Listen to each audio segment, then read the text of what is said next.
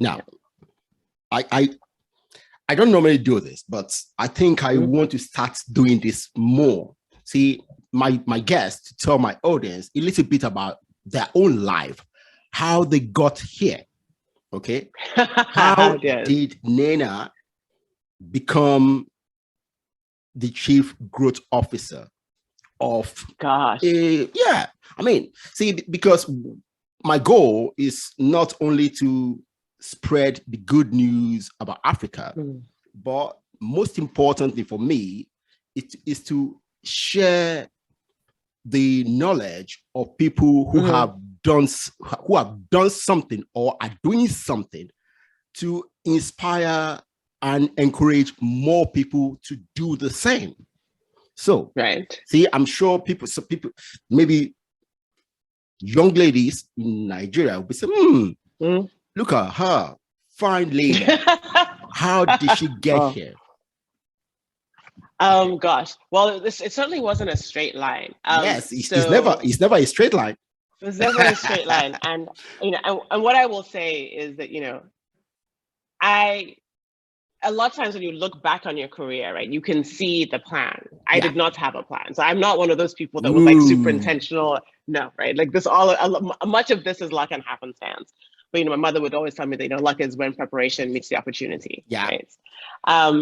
So I started my career in New York. I started my career in advertising. My initial plan was to go to law school. That's, because, I come from a fairly conservative Nigerian family, right? And so your lawyers, your doctors, you have a profession, right? Yes. You have a real job. No, that's life. Normally, before the last century, people do exactly what our parents do. Yeah. So and that's life. And my older siblings are lawyers and professors, and that's and and then it became clear that I didn't want to be a lawyer. And to be fair, I really didn't, I had been thinking about this for so long. I really didn't know what I was going to do. And I thought, I've sort of always liked sort of writing and creativity. And I thought, I want to work in publishing, which is hilarious when I think about it now, because, magazines aren't a thing anymore. So I'm going to go and work for a magazine. Yeah. And so I was going around and I was interviewing. And while I was interviewing, I was temping. And my first temp job was in the marketing department of the jewelry division of Avon. And it was a revelation. I don't think that I had even really understood marketing as a job or a thing, right? I was one of those people, I would see the ads, but I never really thought, oh, there's actually a whole business, right? Yeah. A process to doing this, yes. Doing this, it wasn't even something that I had thought about. And the thing about Avon that was really interesting for me is, Avon, it's a mail order business primarily, at least it was then. And they were some of the smartest marketers I know, because they had to be able to predict when the fashion from, the runways would make it to middle America, right? In jewelry. And so there was just so much data and so much insight and so much work that went into it. Yeah. And so that was my first real exposure to marketing. And then the headhunter that I was working with said, there's this job, I know you're not thinking about advertising, but there's this job that I think you would be great for. And I went and I interviewed at McCann Erickson. And my first interview was everything they tell you not to do in an interview, I had no research, I had no idea, right? That was when I still wore my big afro. I was like, let them just meet me the first day. Let there not be any stories. I went my massive afro and I got there and they were like, so, what do you want to work? I said, I don't know what people do here, Charlie. They told me I should come. And so it's one of those things where I feel like, which is why I always say that, you can't discount luck, right? Because literally it was not a great interview, right? But, I had a good education, I was personable, I was clearly competent. And so even though I didn't check off all I've done the research kind of thing, the HR lady, I think also she just kind of thought I was hilarious. And so she's like, I think that the group would like you, right? And it was more, I think it was a personality fit that she saw.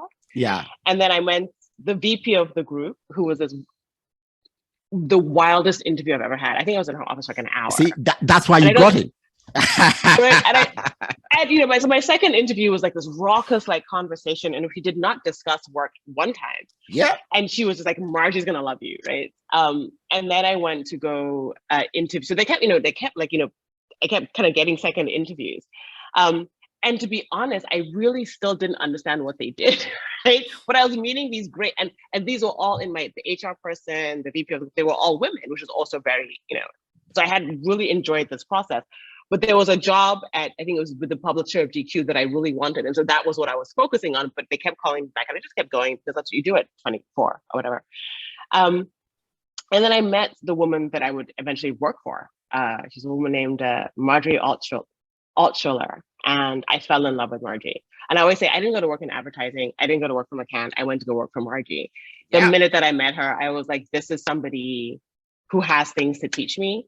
And, and we had, and we walked in, she took my CV, she turned it down, and she said, what is it about advertising that appeals to you? I said, it's mind control on a mass scale. Like, what is more power than that? That somebody that I will never meet will do something because I do that's like power, right? Oh. Which either makes me like a sociopath or like a really good marketer, either way. But Margie was like, by the time I left the interview, she's like, if you want the job, it's yours. And so really the beginning of my career was, in many ways, it was luck, right? And in many ways, I disagree. It's not luck. No, I know. And the reason I say it is because I found a group of women and I'm very conscious of how lucky I was that that's where my career really started, was with a group of women who looked at, this young African girl and said, there is something there, right? They were willing to groom me, to mentor me. Margie took me everywhere. They took me to rooms where like I had really no business being, right? They created like opportunities for me to have exposure. And the 2 years that I worked with them, especially Margie, she really helped me build profile within the agency. She was a sponsor before I understood what the concept of a sponsor was. And then, but the job was in business development, which in a big agency, so just running a race every day, and it's exhausting. And after 2 years, I was like, I love you guys, but I cannot like work at this pace. And so my idea is I was going to go do the same thing at a smaller agency. And Margie said to me, if what you want is a different kind of pace, then don't go do the same thing somewhere else. Instead of leaving the agency, is there another department, right, within the agency that you think you would like to try? Because then I'll see if, somebody else within the business will make you an offer. When you work in business development, it's a great way to learn the industry, right? Because you get to see campaigns come together very quickly, and you get to see, right, the roles of all the different units. And the unit was called strategic planning then. And it was run in those days by two of the smartest people I've ever met in my life, Nat Puccio and Suresh Nair. And I was just in awe of them. Like, they are two of my favorite brains. And I was rock stars. They really are. And I said, the only other place that I can think of is strategy, because I think like Nat and Suresh are rock stars, and like that's what I want to do.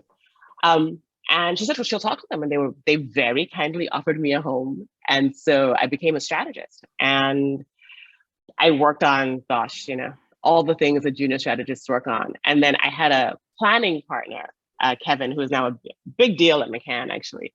And we were sort of like, McCann wasn't like the cool agency. It was like a little bit of like, a traditional shop at the time.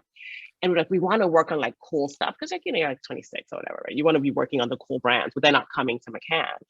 And so we were like, we should like build a practice group. And I think also that kind of audacity, right, comes when you're young. Like, what do you know? And so we like wrote a proposal and we pitched it, and they said, okay, sure. And then we had to like figure out what to do, right?